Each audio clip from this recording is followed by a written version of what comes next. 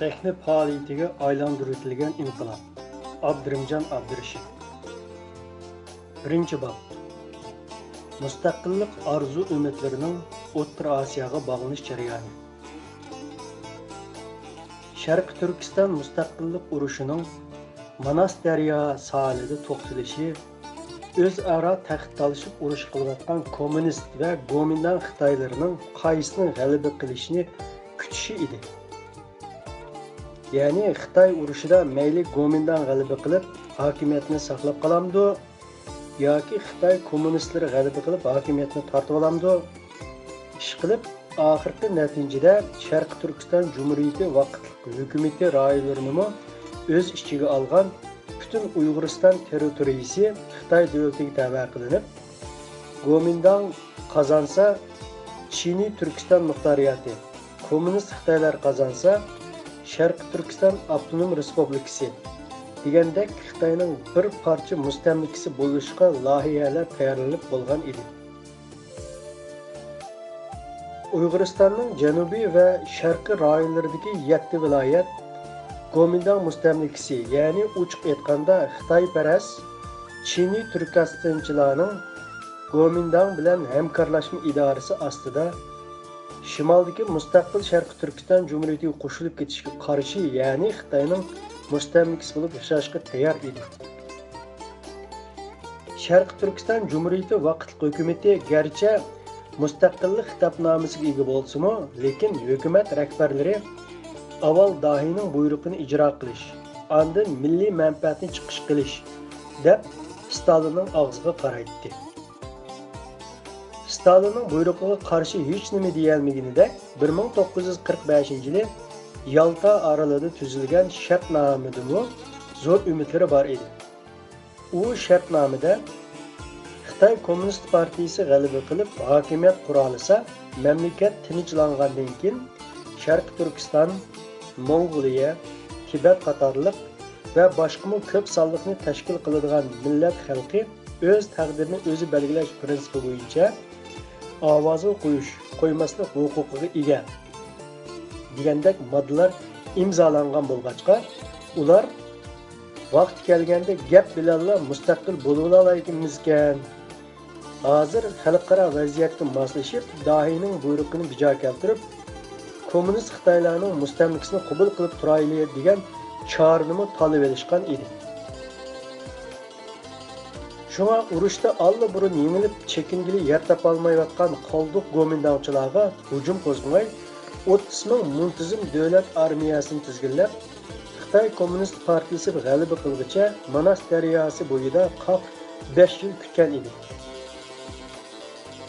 Chiniy Turkiston muxtoriyat da'vochilari bo'lsa, Rus kommunistlarining himoyasi ostidagi mustaqillikdan dindor Xitoylar bilan birga bir oz avtonomiya huquqini olib, mushundaq yashab turgunimiz afzal degan ideal bo'lg'achqa, Gomindan urushda yengilib Tayvanga qochganda Chin Turkistonchilarning yuqori rahbarlik qatlamidagi muhim shaxslar, mulkdorlar, bir qism jandarma va chirik boshliqlar, ambal va yerlik amaldorlar chet elga qochgan edi.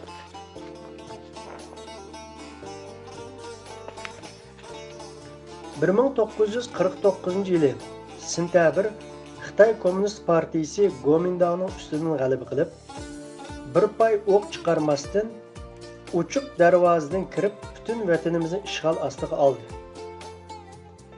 Sharq Turkiston Jumhuriyati vaqtli hukumati tarkibidagi rahbarlar Yalta orolida tuzilgan shartnomaga bo'ysunib, kommunist Xitoylarning oldiga chiqib, satanglarni usul o'ynatib Xitoy askarlarini qarshi olishdi. 1950-yili apreldan boshlab Sharq Turkiston Ozodlik armiyasi amaldan qoldirilib, Xitoy Ozodlik armiyasi 5-korpus qilib o'zgartirildi. Hukumatning to'liq tarqitilib, bir butun Xinjiang o'lkasi nomini qabul qildi.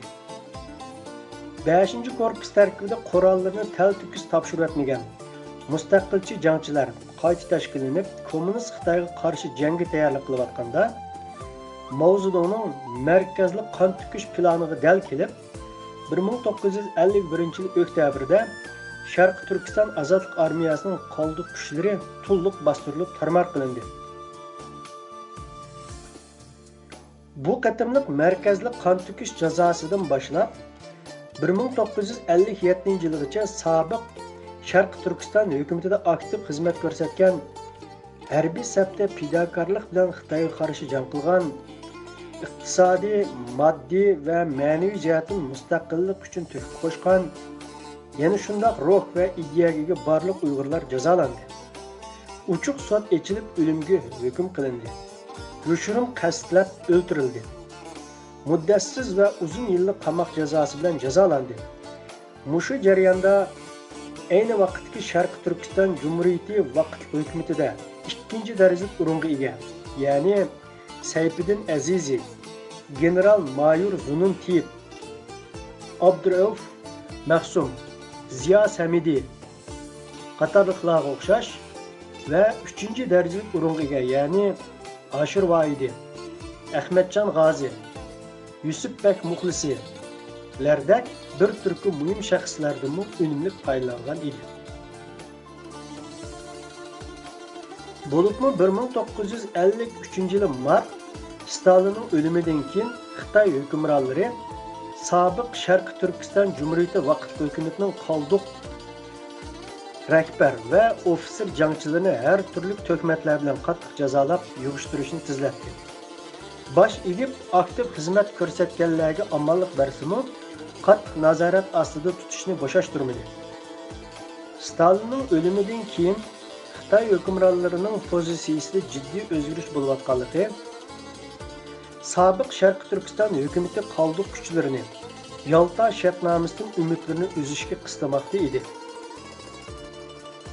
Xitoy hukmronlari 1956-yilgacha mustaqillik orzusidan voz kechmagan bir turkum g'olliq siyosiy aktivlarni, ofitser jangchilarni bir tutash o'lim jazosiga, muddatsiz va og'ir qamoq jazosiga hukm qilib qattiq bostirishni tezlatdi.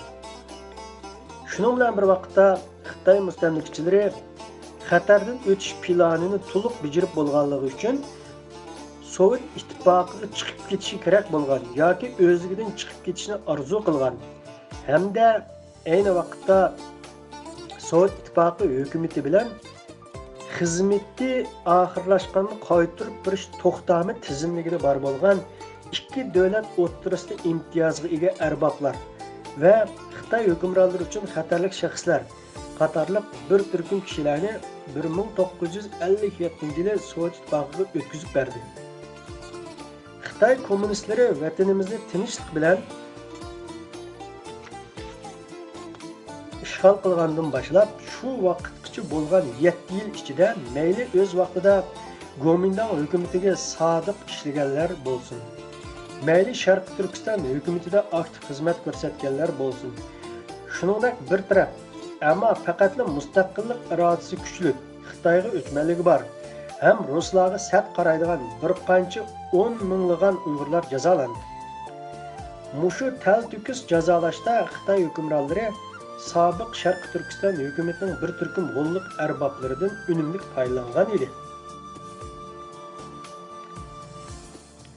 Xitoy mustamlikchilari planli holda turkumga bo'lib 1957-yildan 1964-yilgacha vatanimizning sobiq Sharqi Turkiston rayonidan 300 mingdan ortiq Uyg'urlarni Sovet ittifoqiga surgun qildi. Bu jinoiy harakatning orqasida tuvandikdek razil strategik maqsadlar yoshiringan bo'lishi shubhasiz. Birinchi, Xitoyga qarshi yoshirin kuchlarni ko'zdan yo'qotish. Ikkinchi, Sovet ittifoqi chegarasiga yaqin joylarni Uyg'ursizlashtirish. Uchinchi, mustaqillik ruhiga ega jangovar Uyg'urlarni ko'zdan yo'qotish. To'rtinchi, mustaqillik istiga bor butun Uyg'urlarni Sovet ittifoqiga talpindirib, qo'lidagi fursatdan mahrum qilish. Qatorliqlar. Sovet ittifoqiga ko'chib chiqqan muhojir Uyg'urlar turli tuman qiyinchiliklarga yo'liqib, puttasab turg'dak makonga zar bo'lishdi. Bo'libmi 1964-yili Xitoy ijro qilgan sunniy ocharchilik mezgilida Sovet ittifoqi bilan Xitoy til biriktirib, echiyotgan ochiq chegaradan ommaviy o'tib, Sovet ittifoqidan panohlik tilagan qancha yuz ming Uyg'ur muhojirlarining tortgan dishvorchiliklarini sanab tugutish mumkin emas. Ularni Xitoyning ishbilarmoni degan saxta bahona bilan ommaviy holda siyosiy nazorat ostida tutib, og'ir emgakka soldi. Meselesi aydınlaşmadı deb tarqoqlashtirib, Sibiriyaga, Kavkaz rayonlariga surgun qildi. O'rta Osiyo Cumhuriyatlarida uzun yillar qattiq nazarband qilinib, har 3 kishiga bir payloqchi belgilab, o'zaro ishonishmas holga keltirib azobladi. Ijro qilgan butun azob oqibatlari yetishmay qolganda, Uyg'uriston xalqining ozodlikka bo'lgan tashnoligi va fidokorligini Xitoydan tezroq qutulish orzularini ko'zir qilib, Vatan qutqizish radiosi Uyg'urcha anglatish ta'sis qilib, bir tarafdan Sovet ittifoqiga chiqib jondan joq to'ygan Uyg'urlarni Sovet ittifoqining yordami ostida vatanimizni ozod qilamiz, ozod vatanga qaytamiz degandek vasvasiga solsa, radioning vatan ichiga tarqatilgan anglitishlarida Sovet ittifoqiga ko'chib ketgan Uyg'urlarning hammasi degidek qurollanib, Xitoyga qarshi jangga tayyor tik turganligi, Uyg'ur avtonom rayonidagi Uyg'urlardan tizdan tashkillanib qurolli urushga tayyor bo'lsa, Sovet ittifoqi hukumati zamonaviy qurol bilan ta'minlaydiganligi 24 soatlik anglatish orqali tashviq qilindi. Natijada Sharq Turkiston Inqilobiy Xalq partiyasi qayta tashkillanib, butun Uyg'uriston miqyosida siyosiy harakat tayyorligi qilindi. Ular to'liq tutqun qilinib, bostirilib tugaganda bo'lsa, qoldi qattiq jigarlik Uyg'urlarni yana ash radio anglatish orqali partizanlik harakatiga uyushtirib, tashkillik holda 1969-yildagi Axunov Mijit general voqeasi deyilgan qurolli qo'zg'olonni ijro qildirdi. Sovet ittifoqi o'ynagan shuningdek barliq o'yinlarning orqasida birinchi Uyg'urlarni ommaviy jazolantirib, uzun musofirlik tinch holga keltirish. Shu orqali Sovet ittifoqi o'z chegara mudofaasini xatarsizlantirish. Ikkinchi, Uyg'urlarning urush qilish ro'yini kuzir qilib, Xitoylarni o'zlariga bosh egdirib, xohlagan narsasini elish. Rayon bexatarligining birdan-bir kapolatchisi, xo'jayin ekanligini dunyoga ko'rsatish. Hammadan avval Xitoyni tiz cho'ktirish qatorliq planlar yushirilgan bo'lishi aniq. Sovet ittifoqining 1933-yildan 1969-yilgacha Uyg'urlar ustidan o'ynagan o'yinlari mayli Uyg'ur inqilobchilariga, mayli shu davrdagi Uyg'ur siyosiy arboblariga qarang'i edi. Butun Uyg'ur xalqi o'zlarining nima uchun, kimning qurbonligi bo'layotganliklaridan mangu xabarsiz edi. Shuning uchun ozodlik va mustaqillik umidlari yanada Sovet ittifoqidan uzilib ketmagan edi. Şu davrning inqilobchilari, siyosiy fikr ahli, angliq ziyolilari Sharq Turkistonning mustaqilligi Sovet ittifoqiga bog'liq degan qarashdan yoltaymagan edi. Bu xil qarash 1991-yil Sovet ittifoqi to'liq yumorligicha davom etdi. Hamon bir tashqi kuchning yordamiga intilib odatlantirilgan Uyg'urlar Sovet ittifoqi cho'kkanda bo'lsa, O'rta Osiyodagi atalmish qarindosh jumhuriyatlarning qarindoshlik yordamiga va shu joylardagi sobiq Sharq Turkiston jangchi amaldorlari va barliq Uyg'urlarga umid bog'lashni boshlayotgan edi.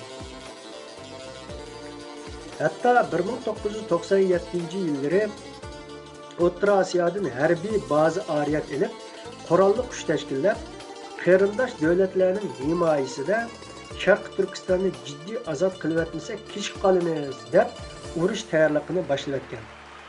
Favqulodda harbiy harakatlarmi shu sodda siyosiy orzularning oxirgi soqinlari edi. Mana bular Uyg'uriston xalqining bo'libmi ozodlik va mustaqillik uchun jon fidolik ko'rsatadigan Uyg'urlarning orzu umidlarini chet elga, qisqasi O'rta Osiyoga bog'lash odatlarining bir qism sabablari va jarayonlaridir. Davomi bor.